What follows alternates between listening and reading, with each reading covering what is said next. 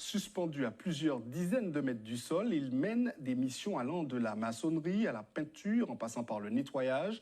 Une opération est justement en cours sur les façades de la Tour Lumina, Fort-de-France.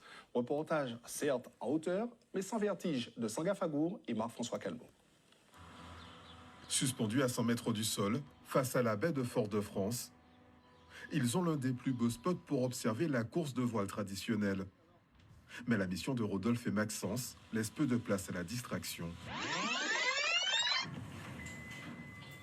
Bien que novices dans le métier, le bas de l'échelle, ils ne connaissent pas.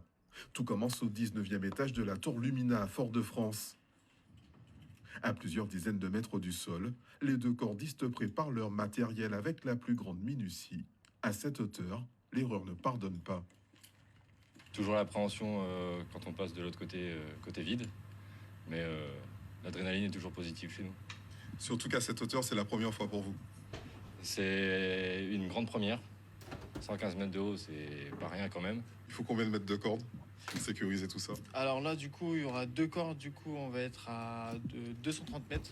230 mètres pour pouvoir avoir une corde de sécurité et une corde de travail. Là, c'est notre système de descente, le descendeur. C'est ce qui nous sert justement à pouvoir descendre. En fait, c'est un système de pincement. On vient mettre la corde dedans et avec une gâchette, en fait, on va venir libérer le mou de la corde pour pouvoir justement descendre. L'équipement comprend aussi un système anti-chute. La descente dure environ 2 heures, pendant lesquelles chacun des cordistes va nettoyer une bonne centaine de carreaux. Et si de l'extérieur les déplacements semblent si fluides, l'exercice est en réalité très physique. Surtout au niveau des hanches. Et après, ça tire un petit peu sur les bras pour se retenir avec le vent qui est quand même assez fort. Les abdos, les bras, pouvoir se retenir, pouvoir justement être un peu toujours gainé. Le soleil est fatigant, mine de rien. L'aventure commence par hasard suite à une reconversion professionnelle. Maxence était plombier, Rodolphe, boulanger.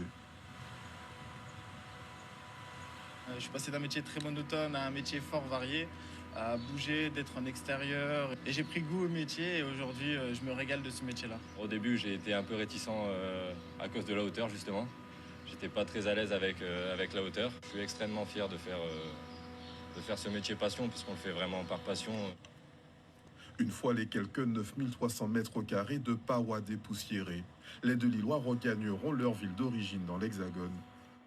Là-bas, ils mènent aussi des opérations de peinture, de maçonnerie, de pose de filets et même de dispositifs antivolatiles. Bref, un peu de tout, pourvu que cela se passe loin du sol.